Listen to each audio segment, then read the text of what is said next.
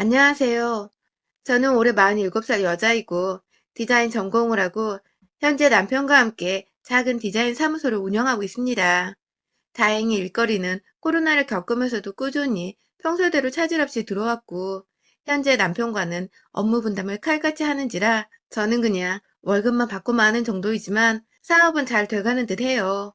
저희 딸도 저희 부부와 마찬가지로 디자인을 전공하여 작년에 대학에 들어갔고 앞으로도 딸이 원한다면 함께 일할 의향이 있어서 딸과 함께 돈을 번다는 기대로 부풀어 사는 평범한 아줌마입니다. 딸과의 관계가 애틋한 만큼 저 또한 저희 엄마와의 모녀 관계가 애틋한 편이었습니다.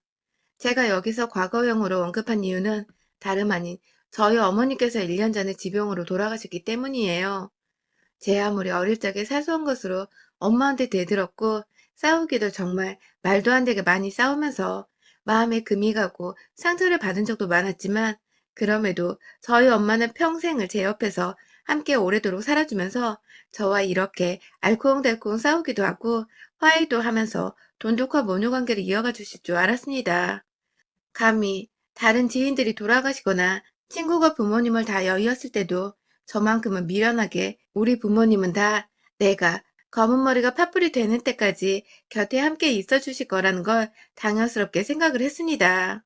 무슨 자신감이었는지 엄마가 가끔씩 두통이 너무 심하다고 알아 누우실 때에도 몸 안에 피가 모자란데 생리 때마다 피를 내뱉으니 더 어지러운 거라며 그만 투덜대라는 닥달을 했고 엄마가 폐경을 겪으실 때에도 감히 폐경이 다가온 줄도 모른 채 그냥 엄마가 왜 저렇게 민감하시고 얼굴을 붉히시나 싶어서 제가 기분 좀 풀고 살라면서 엄마한테 억지로 밖에 나가보라 그러고 억지로 운동을 하라고 밖으로 실제 내보내기도 했습니다. 뭘 몰랐던 것 치고는 너무 무지했고 무식했고 무관심으로 일관했던 저였어요. 큰딸이라고 저를 늘 친구처럼 대하려 하셨지만 성격이 너무 반대여서 부딪히기도 자주 부딪혔던 엄마는 저를 키우기가 너무 힘들고 벅찼다는 말씀을 많이 하셨지만 그 얘기를 들을 때마다 엄마한테 미안하기도 하고 제가 상처받은 것들이 먼저 생각난 바람에 엄마도 잘못했었어 라는 말들을 던져가면서 엄마의 가슴에 비스도 여러 번 꽂았습니다.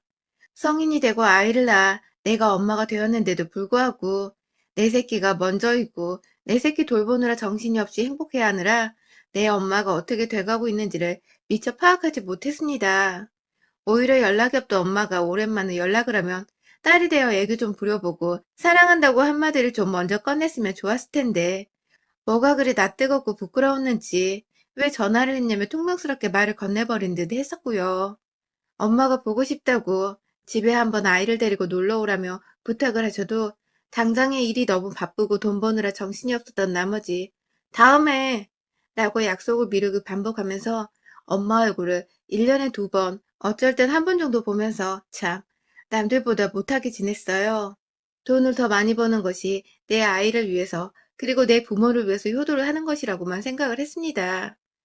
남편과 일을 시작하면서 점점 더 일이 많아지고 힘들기도 많이 힘들었지만 그만큼 돈이 더 벌리니까 더 기분이 좋았고 그렇게 번 돈으로 우리 딸뿐만 아니라 저희 엄마 아빠도 근사한 크루즈 여행이라도 보내드리면서 호강을 시켜드릴 상상에 늘 행복했습니다. 실제로 저는 함께 참석을 하진 않았지만 부모님을 효도관광을 보내드린다고 제주도도 여러 번 보내드렸었고 두 분이서만 여행사 끼고서 일본이나 동남아 쪽으로 여행을 보내드리기도 했었어요. 두 분께 비행기를 태워드렸다는 자체만으로도 저는 딸의 의무를 굉장히 잘하고 있는 중이라며 제대로 효도다운 효도를 하고 있는 중이라며 내심 으쓱거려 대기도 했었습니다. 하지만 전 그때까지만 해도 진짜 우리 부모님께서 원하시는 것이 무엇인지를 알지 못했습니다. 정작 우리 부모님이 원하셨던 것은 우리 엄마가 원했던 것은 비행기를 태워서 근사한 외국으로 관광을 시켜주는 게 아니라 딸과 함께 두 손 꼭 잡고 집 앞 공원에서라도 하루 10분이라도 산책을 해보는 것이었는데 저는 그 쉽고도 저렴한 소원을 결국 엄마 돌아가시는 날까지 들어드리지 못했습니다. 저는 이 소박한 엄마의 바람을 엄마가 남겨주신 일기장을 통해서 비로소 알게 되었고요. 후회를 하자니 이미 엄마는 너무 상태가 악화되어 중환자실에 꼼짝없이 누워만 계셨고 제발 깨어나서 함께 산책을 하자고 빌면 빌수록 엄마의 건강은 되돌릴 수 없을 정도로 악화가 되어버렸죠. 그리고 결국 엄마는 끝내 딸내미와 함께 산책 한번 해보지를 못하고 그냥 그대로 유언조차 제대로 남기지도 못한 채 호흡기를 단 채로 병원 중환자실에서 눈을 감으셨습니다. 그날은 설을 앞둔 일주일 전쯤이었습니다. 엄마가 돌아가시고 나서는 설을 지내기 전에 항상 엄마의 제사를 차리는 날이 찾아왔죠. 엄마를 잘 돌봐드리지 못했다는 죄책감에 엄마가 돌아가시고 나서 한동안 저는 일을 제대로 할 수도 없었어요. 돌아가신 엄마를 다시 살려내려며 애먼 남편한테 화풀이를 해보기도 했고, 남편도 제가 너무 걱정이 되었는지 일을 하지 못하게 하면서 제가 진정할 수 있는 시간을 가질 수 있도록 만들어줬어요. 엄마 때문에 정신이 말이 아니게 혼란스러웠을 텐데도 딸내미는 수험 생활을 잘 견뎌줬고, 저도 빠른 시간은 아니었지만 최대한 마음 추스리고서 일상으로 되돌아올 수 있었습니다. 산 사람은 어떻게든 사라진다고 하더니 정말 그렇게 엄마 없는 세상에 익숙해져 가는 제 자신이 가끔 정말 원망스럽기도 했지만 저 때문에 더 힘들어하는 아빠를 보니 저도 더 이상 울기만 할 수가 없더라고요. 그렇게 엄마가 돌아가신 해에 저는 당연히 시댁도 가지 못했고요. 다만 제가 경황이 너무 없어서 잘 몰랐는데 저희 엄마 상 치르는 동안에 저희 시댁에서 아무도 찾아오지를 않으셨더라고요. 제가 울다 지쳐서 잠시 눈을 붙였을 때라도 다녀가신 줄 알았더니 나중에 알게 된 건 저희 시부모님이 아무도 저희 엄마 장례식에 오지를 않았어요.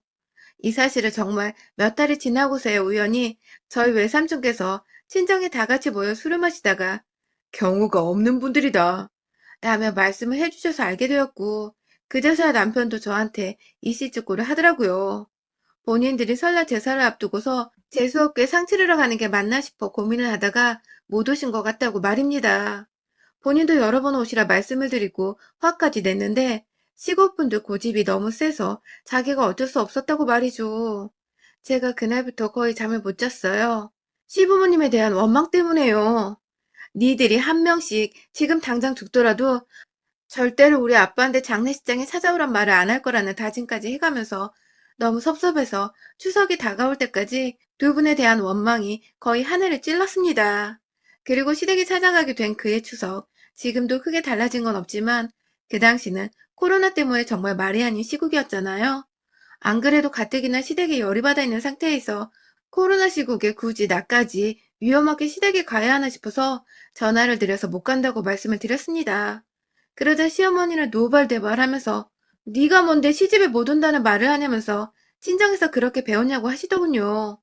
돌아가신 엄마를 욕보이는 것 같아 제 행실에 후회가 되면서도 그와 동시에 저희 엄마 돌아가신 줄 뻔히 아시면서 아무렇지 않게 친정에서 그리 배웠냐고 고인을 욕보이는 시어머니의 말씀도 제 상식선에서는 쉽사리 이해하고 곧이곧대로 받아들이기가 힘들었습니다.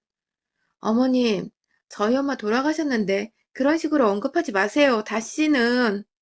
하면서 제가 목소리를 깔고 그딴 식으로 말을 왜 하냐는 말투로 쏘아대니 어머님은 그제서야 아, 너희 엄마 돌아가셨지? 하면서 몰랐다고 하시더군요. 순간 이 할망구가 노망이라도 든 줄 알았습니다.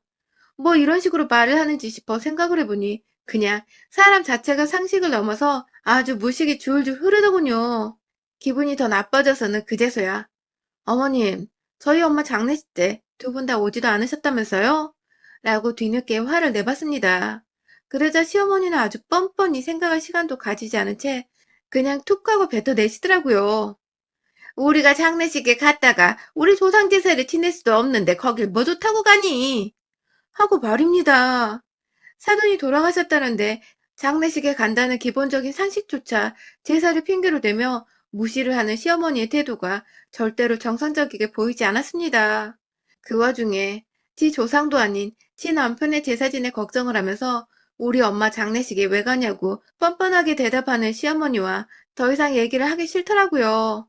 그래서 그냥 저도 이 시국에 위험하게 시댁에 가서 제사를 왜 지내냐면서 추석엔 시댁에 안 간다는 말을 한 채 전화를 끊어버렸습니다.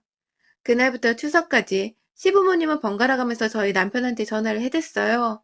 이번 추석에 정말 안 오면 자식이고 뭐고 인연을 다 끊어버리겠다는 소리를 해대면서 반드시 추석에 집에 오라고 하셨으나 제가 끝까지 안 간다고 남편한테 확실하게 경고의 목소리를 날렸고 정 난감하면 너 혼자 다녀오라고 해서 남편이 결국은 혼자 시댁에 가긴 했습니다. 집에서 부모님이 번갈아 가며 오라고 닥달을 하는 걸 남편은 차마 무시할 수 없었나 보더라고요. 뭐 저도 억지로 천류는 맞고 싶지 않았기 때문에 시댁에 간다는 남편을 굳이 가지 말라고 말리지는 않았습니다. 그리고 그날 시어머니는 저한테 친히 문자를 보내셔서는 네가 조상 모시는 걸 거부하면 네 자식 앞날 깜깜할 거다 라는 식으로 경고의 말을 하셨는데요. 뭐 우리 엄마 제사도 안 온 인간의 악담을 귀담아 들을 필요는 없다고 생각을 했던지라 아주 간단하게 황당하다며 웃어넘길 수 있었습니다. 제가 이래봬도 그 정도의 짬밥은 되는 며느리였어요. 그러다 올 설이 또 다가왔습니다. 제게는 시댁을 가야 하는지, 그래서 시댁의 조상을 모셔야 하는지의 문제보다도 우리 엄마가 돌아가신 지 벌써 한 해가 지나버렸구나 하는 생각 때문에 더 생각이 많은 시기였습니다. 2021년이 되자마자 남들은 새해가 찾아왔다고 설레고 기쁘다는 소리를 해대는데, 그래서 새해를 맞아 폭죽도 터뜨리고 TV에서도 축하한다는 소리가 막 여기저기 들려오는데 저는 도저히 기뻐할 수가 없었습니다. 엄마가 세상에 없는 사람이 된 지 1년이 되어가는 중이라는 사실이 목구멍을 턱 막히게 해버리면서 갑자기 숨 쉬는 게 힘겨워지기도 했고, 실제로 호흡곤란에 스트레스가 겹쳐서 제가 응급실에 실려간 적도 있었습니다. 그날 저는 코로나 중증 환자가 아니면서 환자 취급을 받고 코로나 검사도 받았었답니다. 아무튼 얼마 전 저희 엄마의 기일이었고요. 아빠와 저, 그리고 엄마 형제들과 친척분들이 다 같이 모이셨고, 저희 남편도 저 따라 참석을 해서는 기일을 잘 치러드렸습니다. 제사상에 올리는 게 맞는지 잘 모르겠지만, 엄마가 좋아하시는 미역국도 끓였고, 엄마가 좋아하시는 수정과도 집에서 전날 정성스럽게 만들어서는 상에다 올려드렸어요. 그냥 모두가 다 아직 믿기지 않는다는 식으로 엄마의 제사상 앞에서 하염없이 울고 보고 싶다고 애달픈 고백을 하면서 기일을 보냈던 것 같습니다. 한바탕 울고 나서 정신이 없는 상태로 곧장 올서를 맞았어요. 남편이 작년에 안 갔으니 올해는 그래도 얼굴이라도 비추며 인사는 드려야 하지 않겠냐고. 자기도 자기 부모님이 그렇게 인사도 제대로 못 받으신 채 한순간에 떠나버리시면 너무 슬플 것 같다면서 저한테 애원을 하는데 제 감정이 입이 되어 남편을 너무나도 잘 이해하겠더라고요. 그래서 저한테 막말을 했던 시어머니의 진상 떨던 모습을 까마득히 잊은 채 시댁에 가고자 나름의 준비를 했습니다. 일단은 그간 해왔던 것처럼 미리 시어머니께 전화를 드려서 이번에 뭘 챙겨가야 하냐고, 뭘 미리 만들어가면 좋을지 연락을 드리려고 했어요. 보통은 과일을 제가 싱싱하게 제사 전에 사가는 편이지만 시어머니가 본인 스케줄과 기분에 따라서 만들고 싶은 음식을 미리 만들어 놓는 바람에 제가 미리 연락을 드려야 일을 분담하기가 편했습니다. 그리고 오랜만에 전화를 드리며 이번 설에는 남편과 함께 갈 예정이라고 말을 하니 시어머니는 네 자식은 아직 앞날이 멀쩡하니? 하면서 대답을 하셨습니다. 네, 지난 추석 때 제사를 지내러 시댁에 오지 않았다는 이유로 저한테 제 딸의 앞날이 깜깜할 거라는 악담을 퍼부으셨던 시어머니가 아직 그걸 기억하시고는 진짜로 내 딸, 그러니까 본인의 손녀되는 아이의 앞날이 궁금하다고 물어보시더군요. 이거 완전 이 인간 말종이더라고요. 어머님, 본인 손녀가 앞날이 꼬였으면 좋으시겠어요? 하면서 너무하다는 듯이 말씀을 드리니 어머님은 넌 우리 조상인 너 하나 때문에 우리까지 미워하면 좋겠니? 하면서 죽은 사람들 심상이 뭐 그리 대단한지 그걸 먼저 신경 쓰라는 듯이 말씀을 하시는데 정말 슬프고도 억울하고 분하고 너무너무 제 감정이 울컥거렸습니다. 그리고 결국 어머님은 먼저 전화를 끊으시면서 말하시길 너, 니네 엄마 기일 지냈지? 에휴, 남의 제사를 먼저 지내면 어떡하니 재수없게. 이번 설에 집에 오지 마라. 재수없으니까. 라고 말입니다. 그때 저희 딸내미가 옆에서 제가 할머니와 통화하는 거 다 듣고 있었는데요. 제가 전화를 끊으며 울먹거리니 애가 저한테 그러더라고요. 엄마, 왜 엄마의 엄마가 재수없는 취급을 당하고 있는데 가만히 듣고만 있어? 라고 말입니다.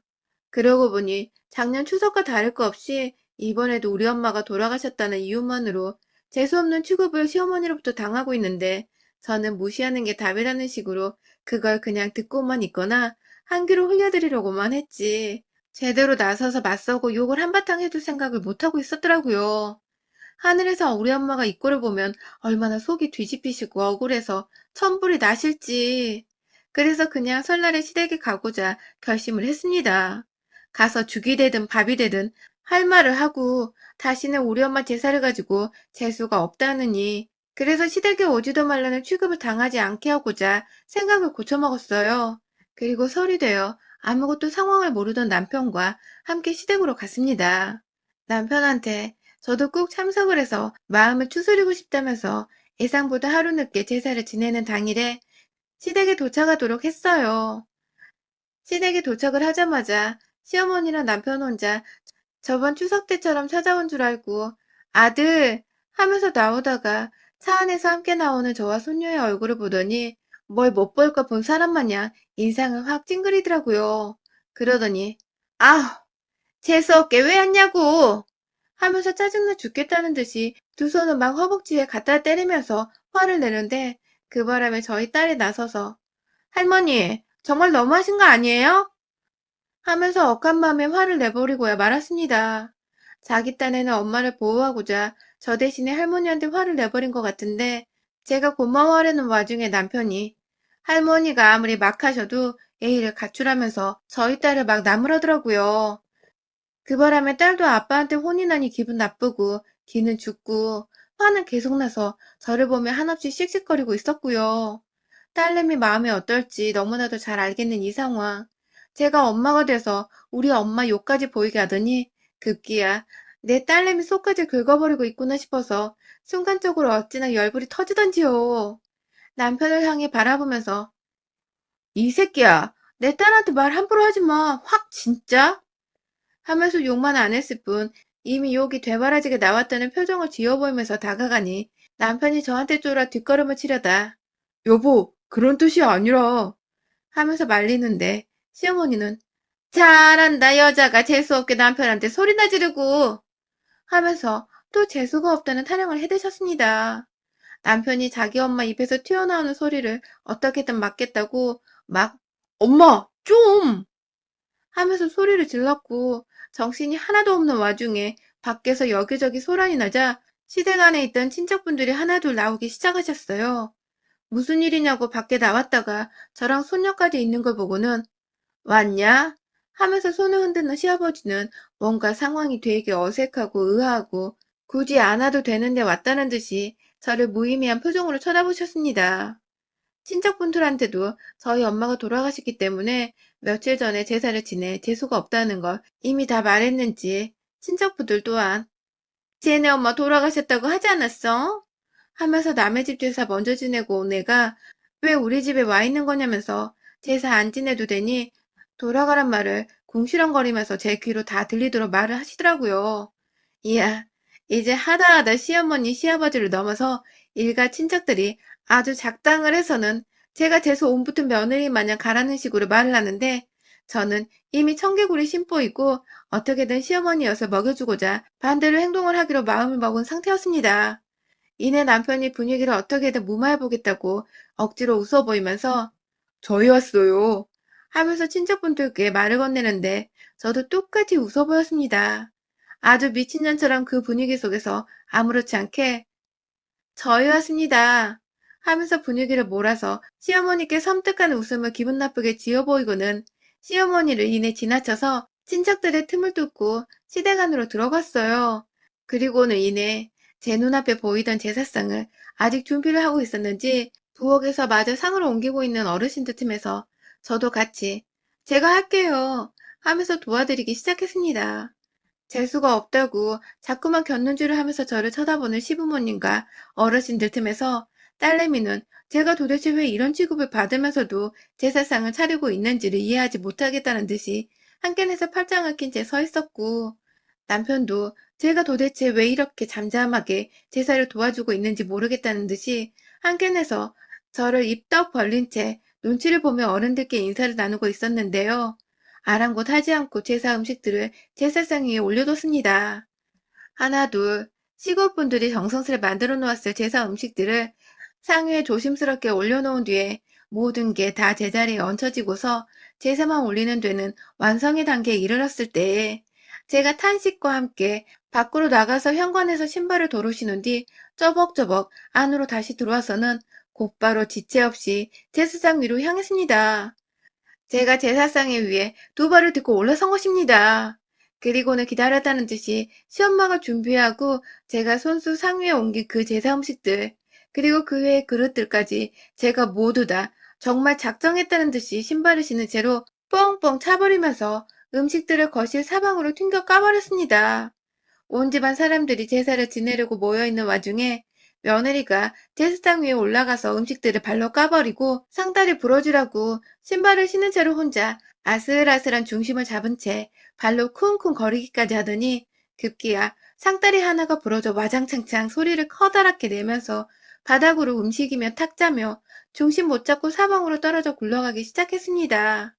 시아버지는 뒷목 잡고 쓰러지려 하시더라고요. 시어머니는 재수가 없다니까! 하면서 남편한테 저 끄집어 내려오게 하라고 등짝을 후려치며 끌어내는데 남편은 저의 행동에 정신을 못 차리고 가만히 충격받아 서 있더군요. 그 뒤에서 저희 딸은 엄마 잘한다는 중이라며 같이 제 리듬에 맞춰 웃기다고 구경하다 급기야 핸드폰으로 사진까지 찍었고 저는 제 발로 시댁을 걸어 나왔고요. 시어머니한테는 재수없는 며느리는 이만 퇴장합니다. 앞으로 다시는 당신들 조상 제사는 안 지낼 테니 추석에도 며느리 없이 제사 지내세요. 라는 말씀을 건네드렸고요. 이내 저희 친정엄마를 이 상황에서 제대로 기려보고자 이제야 저희 엄마가 하늘에서 마음 편히 저 잘했다고 칭찬해 주실 것 같네요. 라는 말을 시댁 식구들에게 큰 소리로 말하고는 딸내미 손 잡고 나왔습니다. 죄송하다고 연신 인사를 드리던 남편은 저한테 차키를 뺏긴 채 이대로 정말 떠날 거냐고 하소연하듯 매달렸지만 너도 그런 식으로 마누라 챙길 거라면 나랑 차라리 이혼하고 너 혼자 네 조상 깔끔하게 모시라며 욕을 한 바가지 해버리니 그럴 일은 없다면서 자기가 운전석으로 가서 차를 몰겠다고 하더군요. 저는 딸이랑 뒤에서 마음 추스리며 진정하라고 했고요. 그렇게 저는 엄마의 기일도 완벽하게 챙겨드렸고 엄마를 모욕한 시부모와 그들의 조상들 엿도 먹인 뒤에 유유히 집으로 돌아왔습니다. 시댁은 난리가 났고 남편이 이혼당할 것 같다고 구라를 치면서 제발 지금은 조용히 입 다물고 있으라 하니 시부모는 미친년처럼 난리친 며느리가 이젠 아들을 이혼남까지 만들어버리려 한다면서 입을 진짜로 꾹 다물어 버렸어요. 그 바람에 조금 더 일찍 명절을 끝내버린 저희 집은 집에서 주말 내내 휴식을 취하면서 힐링을 하고 있답니다. 여러분들의 설은 어떠셨나요? 저는 사연 쓴 김에 자랑 좀 할게요. 저희 설은 이번에도 그렇고 앞으로도 그렇고 쭉 이렇게 힐링한 채 집에서 가만히 지내면 쉴 것 같아요. 여러분의 생각은 댓글로 남겨주세요. 오늘도 시청해주셔서 정말 감사합니다.